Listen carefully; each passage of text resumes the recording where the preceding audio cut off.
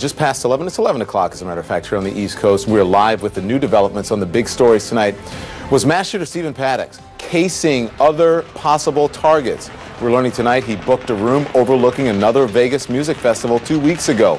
Plus, in the wake of Sunday's massacre, President Trump says he will be looking into a proposed ban on the kind of bump stock the shooter used to make his weapon much more deadly. But will the president's base go along with that? We'll discuss. I want to bring in now CNN's Alex Marquardt, who is live for us in Las Vegas this evening. Good evening to you, Alex. Police are revealing some disturbing new details. What are you learning tonight? That's right, Don. Well, we now know that this massacre took place at a country music festival called the Route 91 Harvest Festival, but there are indications that Stephen Paddock may have been scouting two other major concert venues over the course of the past few weeks. We know for sure that here in Las Vegas, he rented a room at the Ogden Hotel the weekend of September 22nd when there was a big festival called the Life is Beautiful Festival. It attracts huge names like Lorde and Chance the Rapper and many tens of thousands more fans. We know, thankfully, nothing happened that weekend. We are also hearing that there was a room rented under the same name, Stephen Paddock, in Chicago in August as the Lollapalooza Festival was being held in Grant Park, as it is every August. That room as well, looking over Grant Park. Now, we have not confirmed that Stephen Paddock who rented that room is the same Stephen Paddock who carried out this massacre. That person never showed up. Chilling nonetheless, very troubling that Paddock may have been going around scouting out these different musical venues. Now, there have been questions surrounding the death of Stephen Paddock. We know that he died from a self-inflicted wound up there in that room on the 32nd floor. We've also seen pictures released from that hotel room showing that there was a note. So there have been questions about whether that was a suicide note. The police are saying that it was not a suicide note. They're not saying too much more, but the police are saying that that was perhaps not the original plan to kill himself, that in fact he wanted to try to get out alive. Don? So the FBI has tiptoed about what they have learned from interviewing the girlfriend. You have any new details? Have any details come out about that? Not even tiptoed. They really haven't said anything. We know that Mary Lou Danley got back to the U.S. She is in Los Angeles. She was coming from the Philippines. She's being interviewed by the FBI. There wasn't even an update today saying whether they were asking her any questions today. The news that we are hearing is from Danley herself. She had been in the Philippines, she said, because Paddock had sent her back there, had found her a flight to go back and visit her family.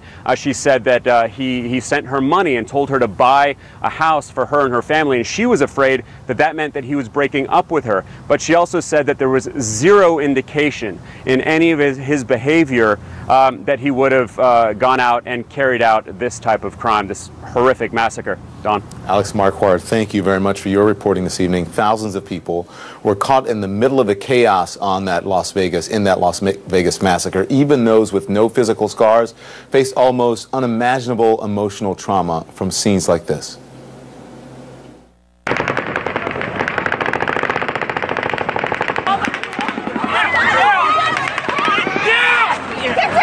Go! Keep your head down, go! Head down, go! You guys go! Get up and go! Go!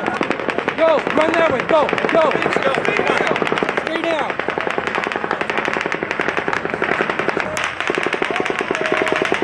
This way! Keep your head down! Keep your head down! Run that way!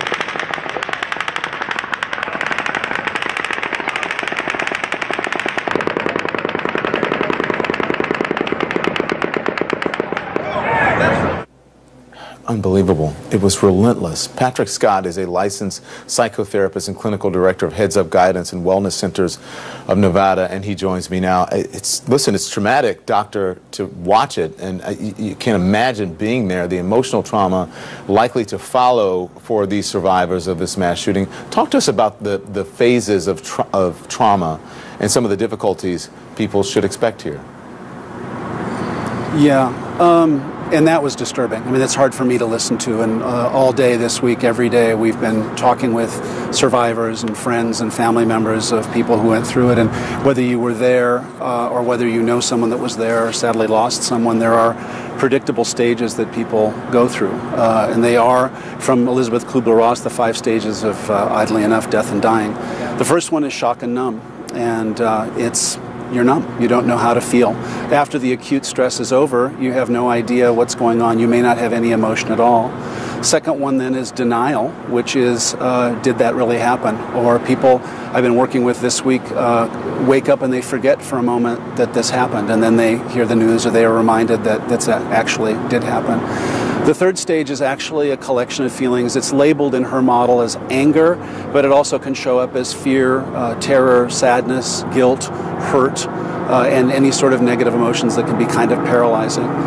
Fourth stage is bargaining, and this is where survivors, people will say, I should have been there, I should have done something, I should have not allowed my loved one to go to that concert, I should have known. And it's merely the unconscious mind's best attempt to try to cope with the uncertainty and the loss of control, frankly.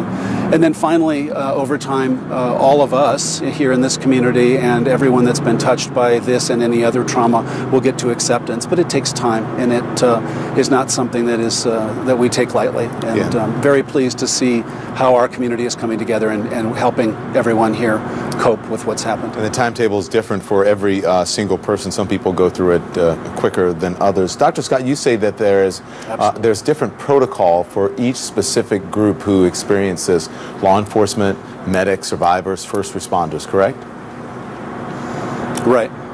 There's a model called critical incident stress debriefing, and for it's been around for a while, and the protocol is something that we've also used this week, and it's very simple. It's 3 steps. First step is to have the person who experienced the trauma just report journalistically, actually just like they're reporting the news, with no feeling, if they can, or any sort of editorial comment. Second step is to have them go through the story again with a report on how they're thinking about it, what they thought of. And all week I've been doing this with people thinking that they were going to die, thinking and seeing horrible things and wondering where they were and where their loved ones were. And then we actually have them run through the scenario a third time, this time fully emoting, actually, with all the emotion, the fear, the terror, the horror. And what we've learned statistically and clinically is that if you can get to somebody 48 hours to 72 hours after such an acute stress reaction, that it can significantly minimize the likelihood of folks developing PTSD. I want to play. It proves it's a very simple model and it works out. I want to play for you the Clark County coroner talking about how his staff is handling the process of contacting families of the deceased. Watch this. And I can tell you, needless to say, very, very difficult.